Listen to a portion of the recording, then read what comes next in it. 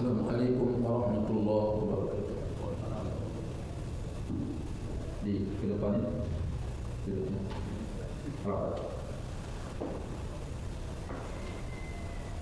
Silakan dibuka surat Al-Baqarah ayat 25. A'udzu billahi minasy syaithanir rajim.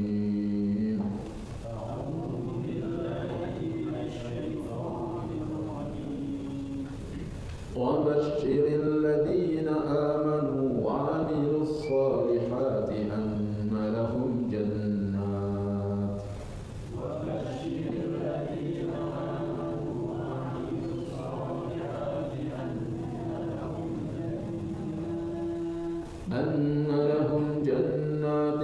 تجري من تحتها الأنهار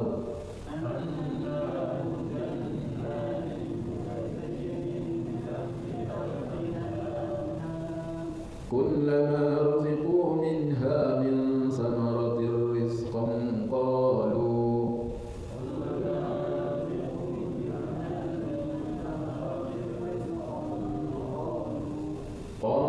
هذا الذي رزقنا من قبل وأتوا به متشابها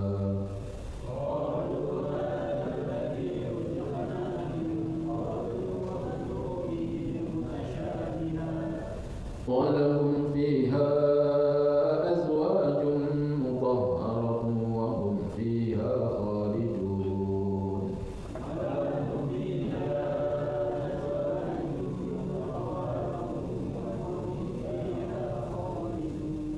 bersama alhamdulillah.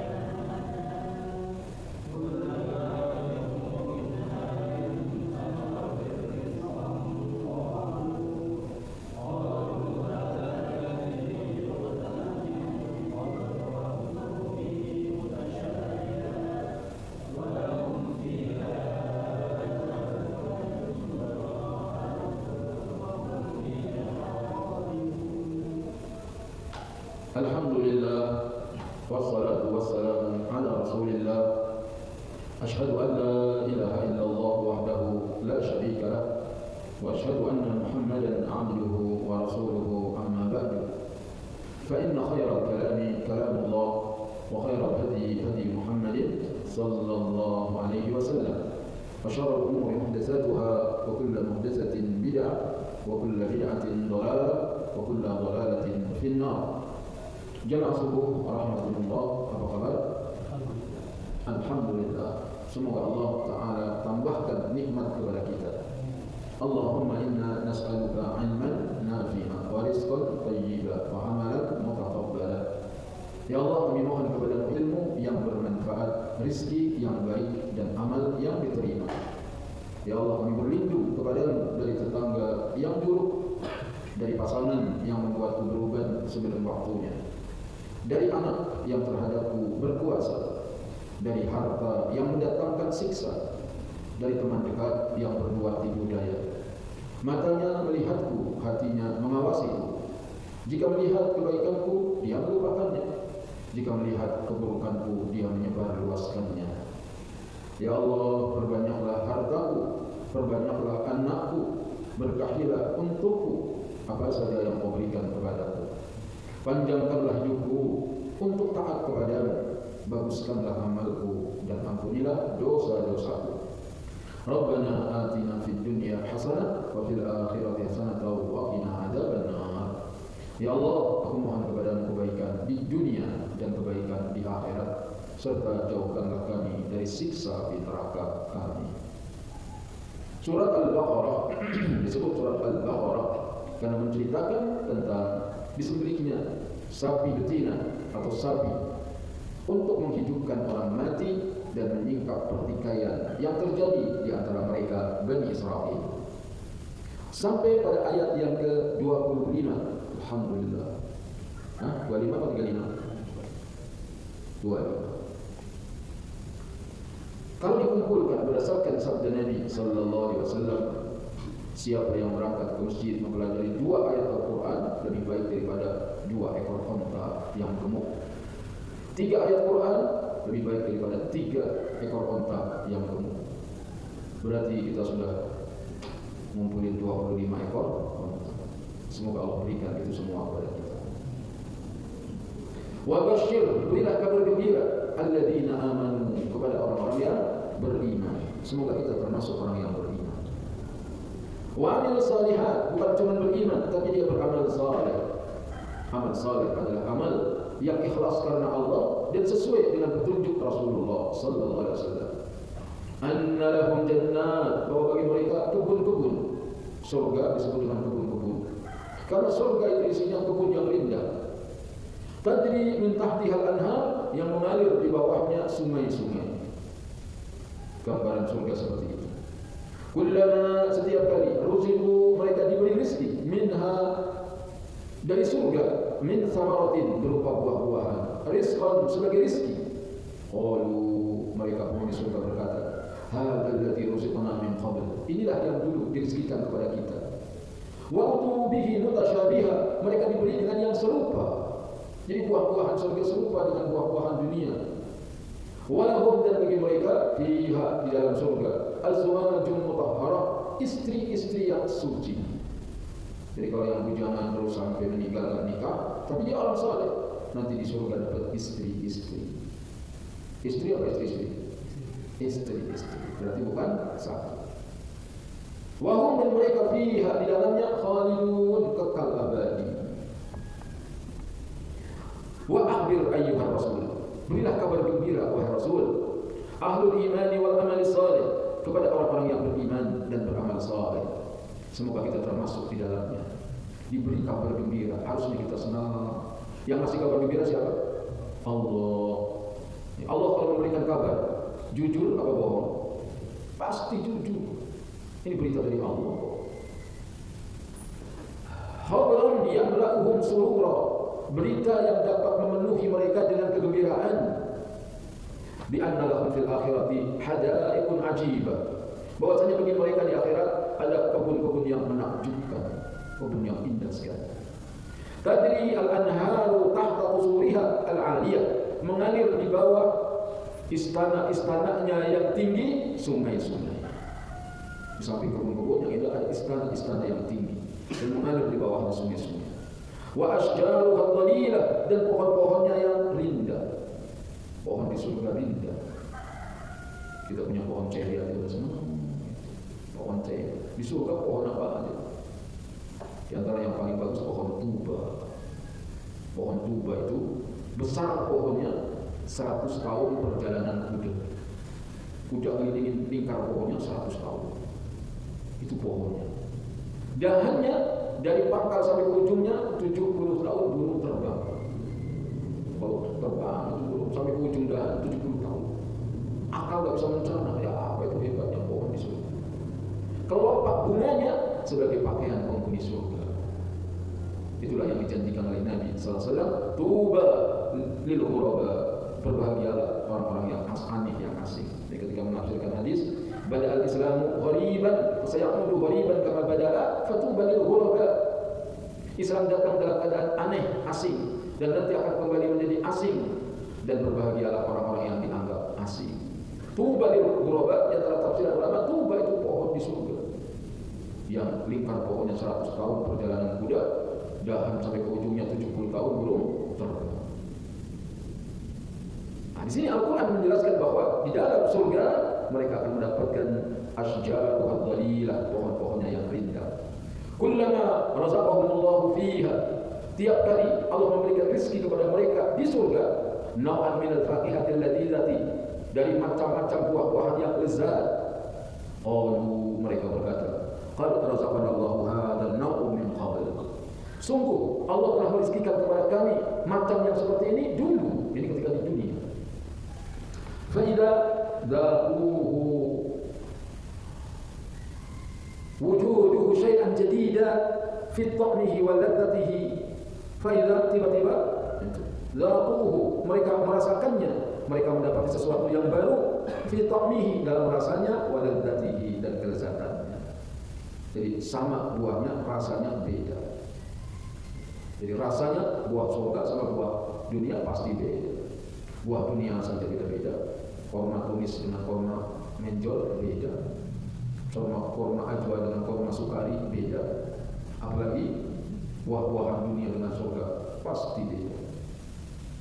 Istrinya beda, pasangan dia pasti beda.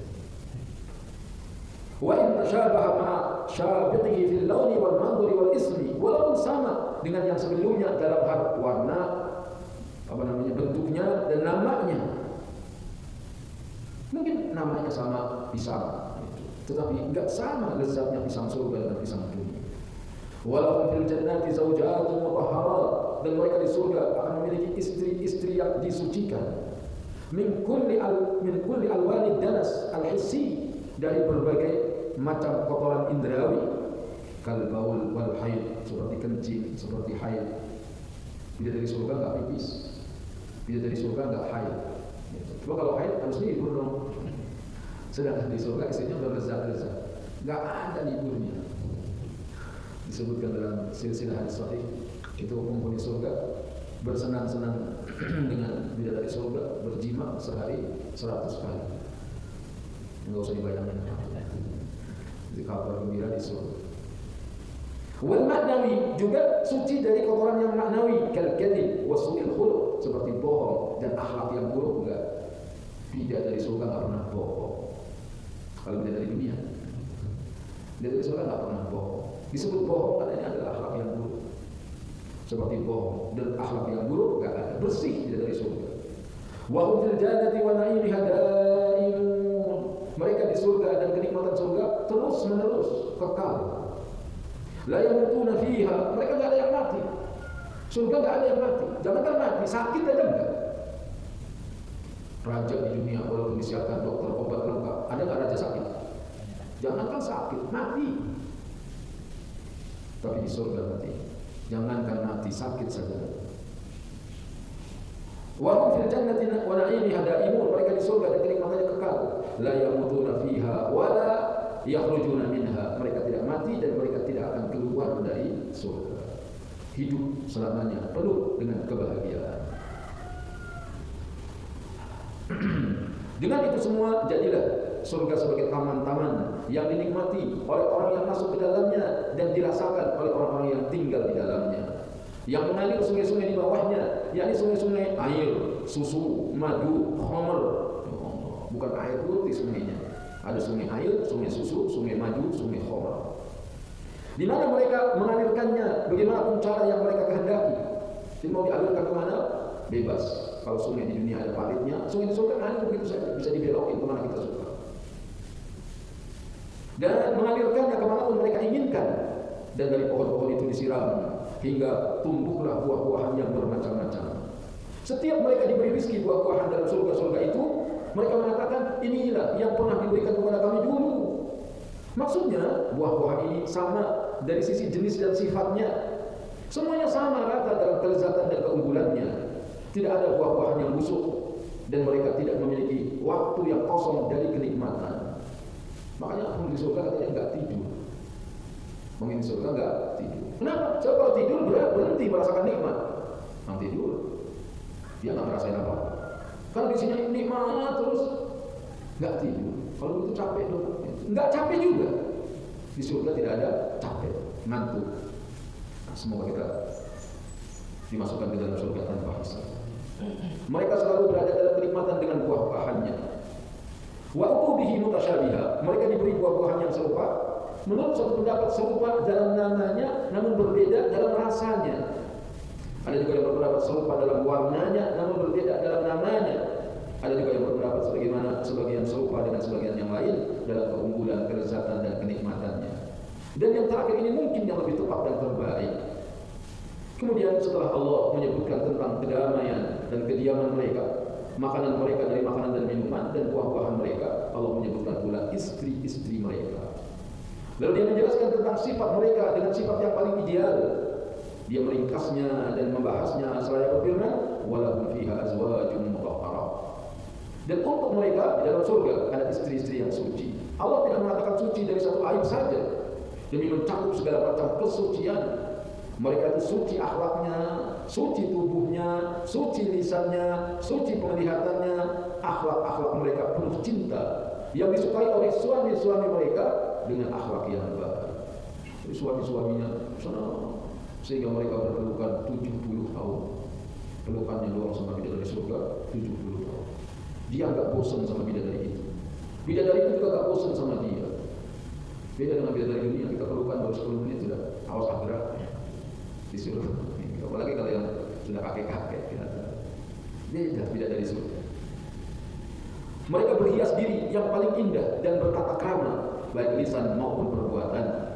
Juga suci tubuh mereka dari haid, nifas, mani, air seni, kotoran, lendir hidung, air ludah, dan bau yang tidak sedap.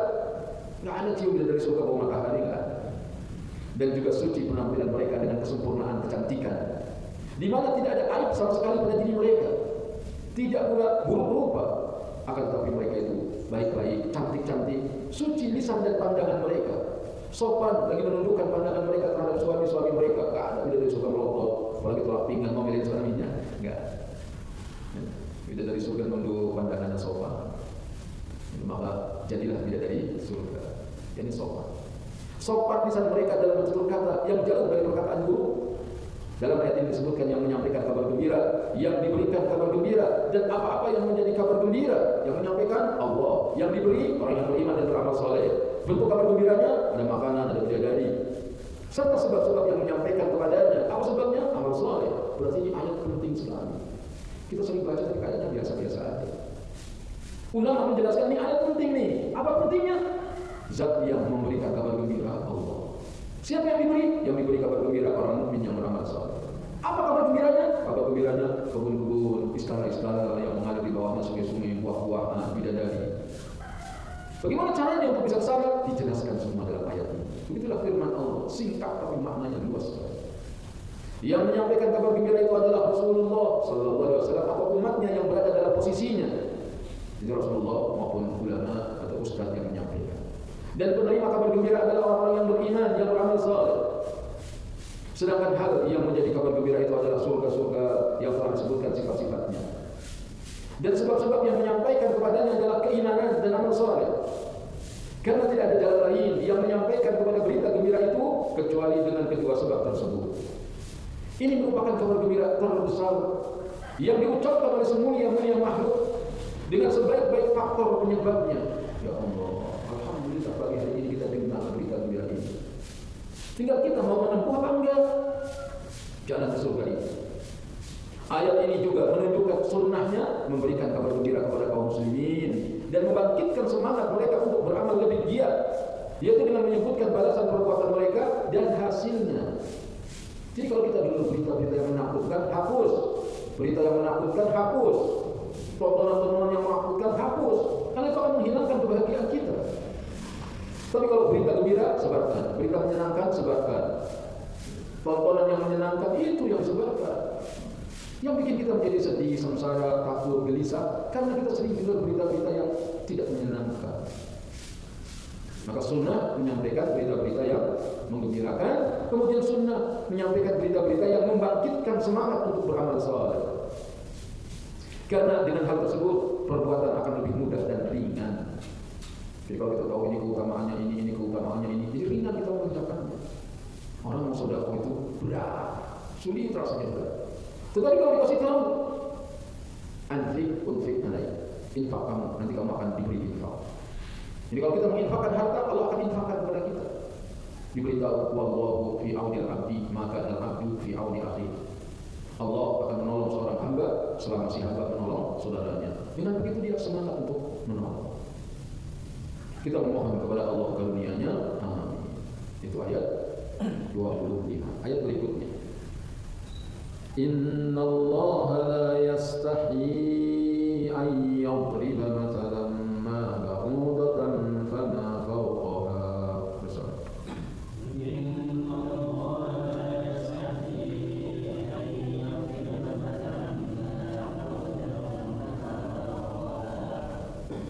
فأما الذين آمنوا فيعلمون أنه الحق من ربهم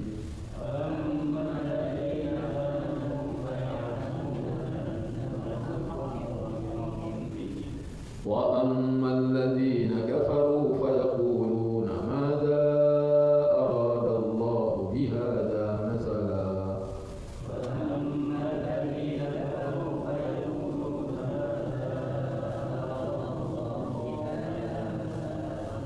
يضل به كثيرا ويهدي به كثيرا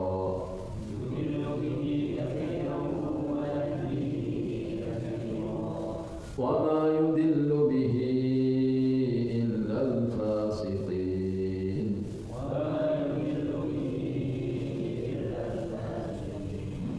bersama inna Allah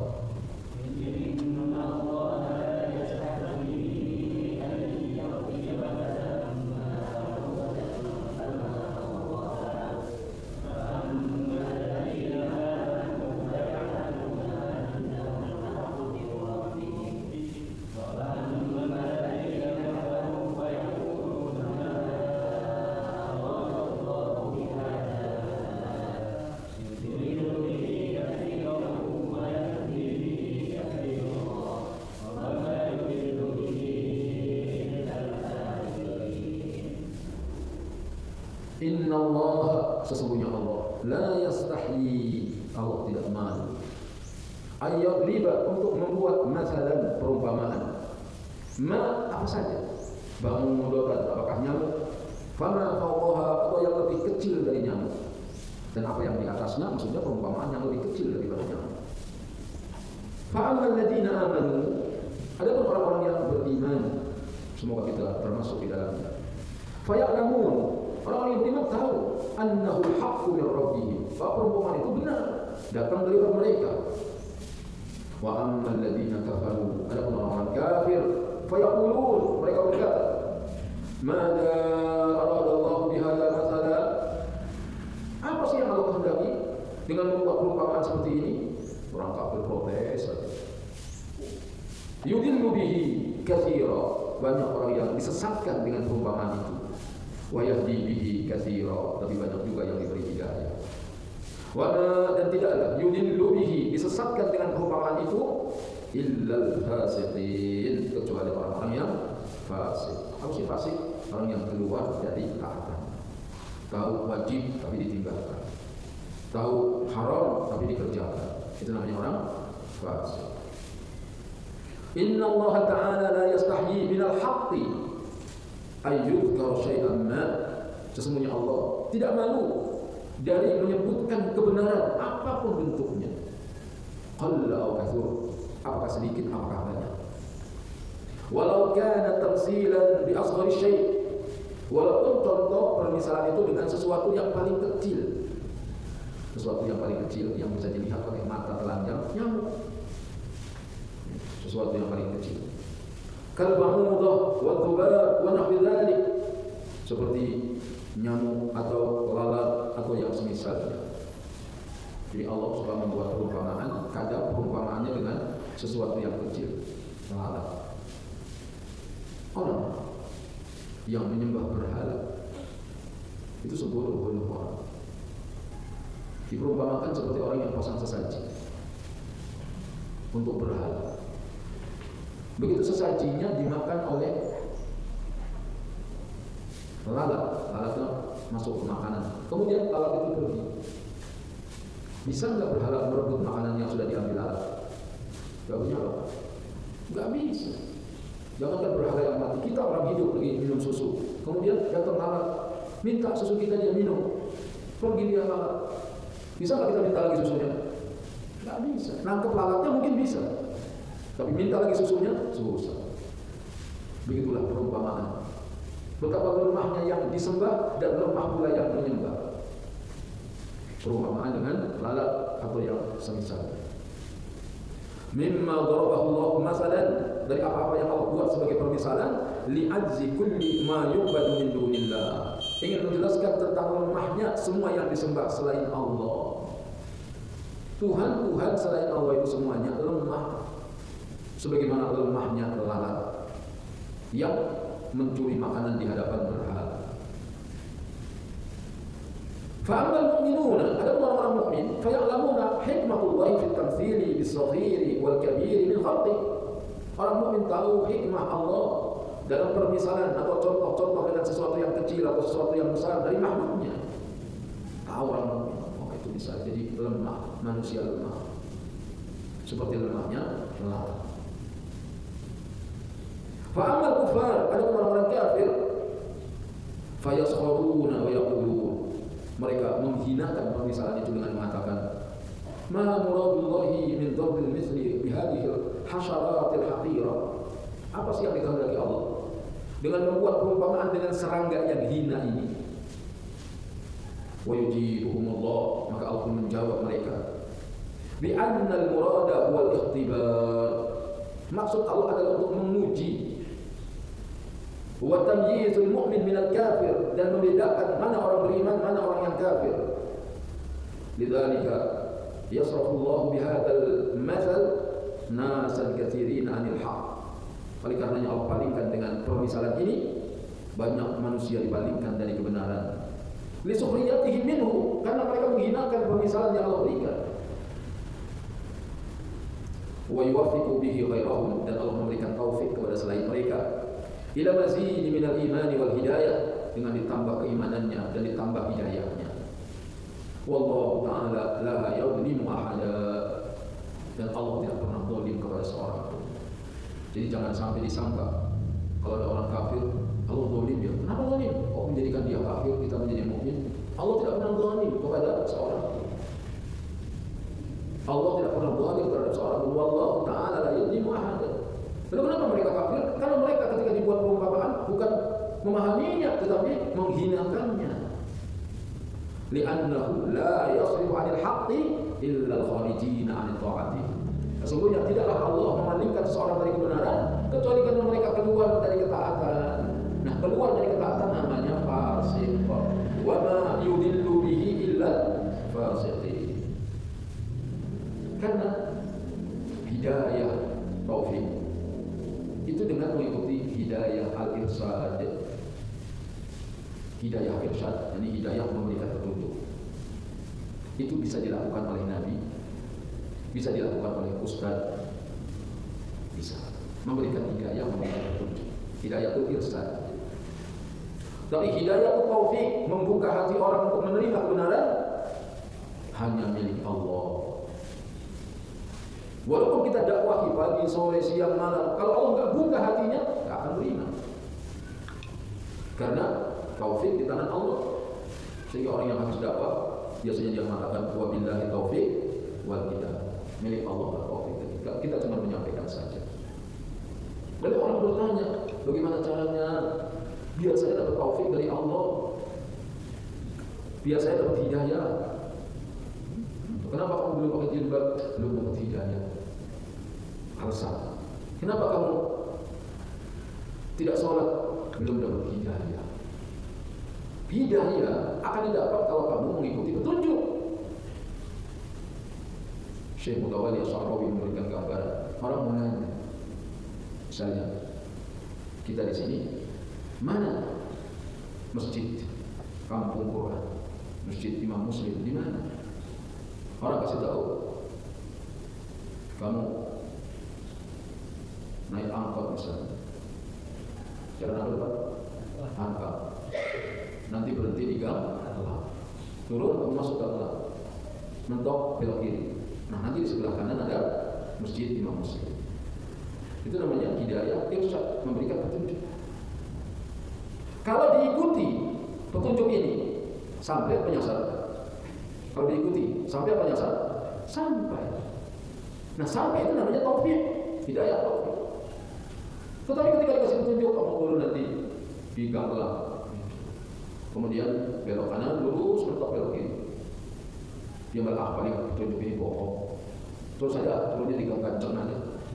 Kemudian turun langsung belok kanan, dia ambil kiri. Nggak ketemu masjid Imam Muslim. Ketemunya masjid yang itu kalau orang ngeyel nggak akan ketemu. Nah, ini orang gimana kalau dapat hidayah? Disuruh sholat nggak mau sholat, disuruh pakai kerudung nggak mau pakai kerudung. Nungguin hidayah sampai kapan? Bisanya kamu mendapatkan hidayah atau taufik kalau kamu mengikuti hidayatul irsyad. Petunjuknya diikuti, baru kamu mendapatkan hidayatul taufik. Ayat selanjutnya. Ayat berapa? 27. Alladzina yanquduna ahdallahi min ba'di mitsaqihi wa yaqta'un.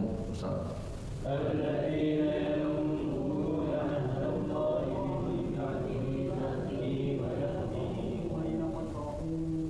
yaqta'un ma amara Allahu bihi an yusala wa yufsiduna fil ardh wa yaqta'un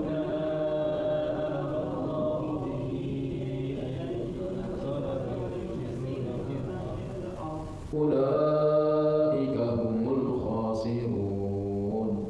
Ulaika humul khasirun. Diulang. Alladzina yanquduna ahdallahi min ba'di mitsaqihi wa yaqta'una ma amara Allahu bihi an yusala wa yufsiduna fil ardi.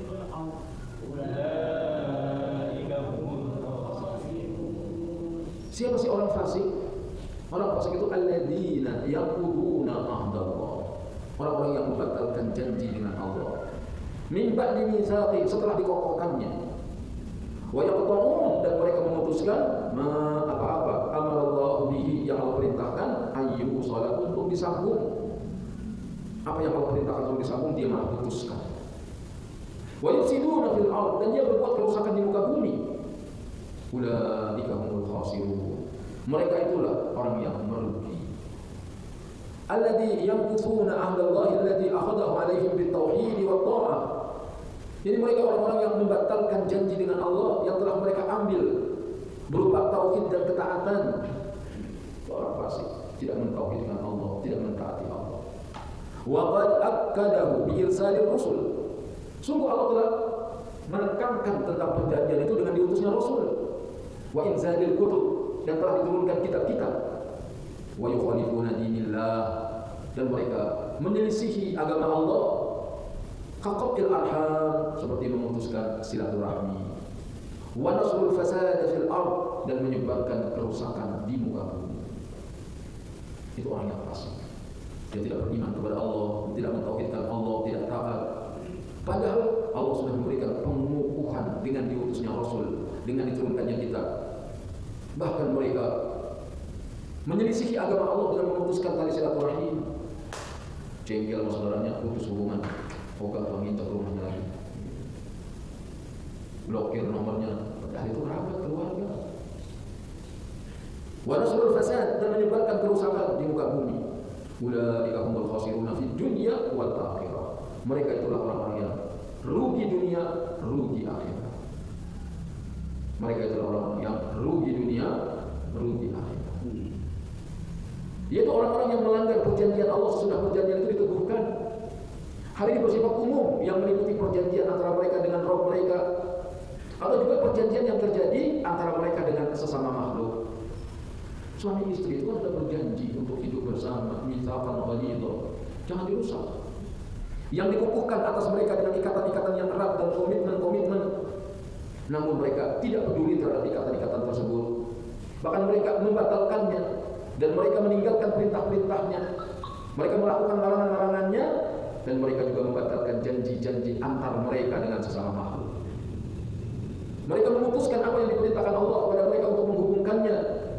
Banyak hal yang termasuk ke dalam ayat ini, dan Allah Jalla Jalaluhu telah memerintahkan kepada kita untuk menghubungkan antara kita dengan dirinya. Jadi kita disuruh banyak berhubungan dengan Allah. Bagaimana berhubungan dengan dirinya? Yaitu dengan keimanan kepadanya, melaksanakan ibadah hanya semata kepadanya, atau antara kita dengan Rasulnya. Bagaimana hubungan kita dengan Rasul? Dengan beriman kepada beliau, mencintai beliau, menghormati beliau, menunaikan segala hak beliau. Itu yang harus disambung. Subhanallah. Orang fasik itu orang yang memutuskan apa yang Allah suruh disambung. Apa sih yang harus disambung? Sambung hubunganmu dengan Allah. bangun di malam hari, doa minta kepada Allah, hablum minallah. Senin Kamis berpuasa demi mendapatkan balasan dari Allah. Hubungan dengan Allah, hubungan dengan Rasul, mencintai Rasulullah, mempelajari sunnahnya, mengamalkannya, mendakwakannya. Kemudian antara kita dengan kedua orang tua, karib kerabat, teman, sahabat, dan seluruh makhluk, yaitu yang menunaikan hak-hak mereka, yang mana Allah telah memerintahkan untuk bersilaturahim. Jadi bagaimana hubungan kita dengan keluarga kita? Ada silaturahim. Orang-orang mukmin maka mereka akan menyambung silaturahim yang telah Allah perintahkan untuk disambung dari hak-hak tersebut, dan mereka menunaikannya dengan sebaik-baik pelaksanaan. Sedangkan orang-orang fasik maka mereka memutuskannya dan membuangnya dari diri mereka dan menggantikannya dengan kefasikan, memutuskan hubungan, melakukan kemaksiatan, dan berbuat kerusakan di muka bumi. Mentang-mentang sudah gak ada ibu bapak, adik, kakak udah gak kenal lagi, gak mau nyambung lagi. Jangan begitu. Sambung hubungan dengan kerabat kita, sepupu kita, dan yang lain. Dulu masih ada paman, suka ketemu dengan sepupu. Pamannya udah gak ada, tahu dia. Maka mereka memutuskan dan membuangnya dari diri mereka. Alhamdulillah. Humul khasirun, ulaika, mereka itu, yakni mereka orang yang memiliki sifat seperti itu, humul khasirun, orang-orang yang rugi di dunia dan di akhirat. Bagaimana gak rugi kalau orang gak punya saudara? Mau ada yang hajatan, yang ada apa? Gak ada yang datang, saudara. Duitnya banyak tapi gak punya saudara, apa hebatnya? Gak meriah. Yang penting banyak saudara, walaupun duit banyak. Yang penting apa? Banyak saudara walaupun duit banyak. Udah saudara gak punya, duit juga kismin, susah, bingung, sedih. Itulah akibat memutuskan persaudaraan. Allah membatasi kerugian itu hanya bagi mereka karena kerugian mereka itu bersifat umum dalam segala kondisi mereka, yang tidak ada sama sekali percikan dari keuntungan. Jadi rugi, gak ada untungannya sedikit pun. Karena setiap amalan soleh syaratnya adalah keimanan. Maka barang siapa yang tidak memiliki keimanan, niscaya dia tidak memiliki nilai amal. Dan kerugian ini adalah kerugian kekufuran. Ada kerugian yang terkadang menjadi kekufuran, dan terkadang menjadi kemaksiatan, dan terkadang menjadi suatu tindakan kelalaian dalam meninggalkan kesunahan. Innal insana lafi khusr, sesungguhnya manusia berada dalam kerugian. Maka ini sifat umum untuk seluruh makhluk, kecuali orang-orang yang bersifat dengan keimanan, amal saleh, nasihat-nasihati dengan kebenaran, dan nasihat-nasihati dengan kesabaran. Maka pada hakikatnya adalah hilangnya kebaikan yang mana seorang hamba itu bertujuan memperolehnya, dan itu masih dalam kemampuan. Dia mampu tapi dia tidak mengerjakan, itu namanya orang yang rugi. Sampai ayat berapa ini? 27. Inilah penjelasan dari para ulama yang sungguh menerapkan hati. Kalau kita baca terjemah doang tidak nyambung. Tapi begitu dijelaskan oleh ulama, ya Allah, nasihat buat kita semua. Minimal kita baca ini tergerak hati. Oh iya ya, kita punya saudara, masa nggak bisa. Oh iya, untuk dapat surga itu harus iman, amal saleh. Harusnya gitu kalau kita mendapatkan nasihat dari Allah. Kemudian ada actionnya, jangan cuma oh iya, tapi nggak berubah gitu-gitu aja. Dan kita harus berubah. Makin ngaji, makin dekat dengan Allah. Sholatnya ditambah bukan yang wajib doang, tambah qobliyah, tambah ba'diyah. Puasanya ditambah bukan Ramadan doang, tambah Senin, tambah Kamis. Wassallallahu alaihi wasallam. Silakan kalau ada yang ditanya. Assalamualaikum warahmatullahi wabarakatuh. Seandainya anak-anak kita ikut izinnya semua, kemudian bagaimana tanggung jawab seorang bapak terhadap anak kita? Nanti dia akan Ya, apabila berpisah suami dan istri, pada Allah anak-anak ikut istrinya semua. Dan itu orang Indonesia kebanyakan begitu. Umumnya orang awam kalau cerai anak ikut ibu. Sehingga ada orang yang anaknya 6, bapaknya nggak tahu kemana, yang ngurusin ibunya.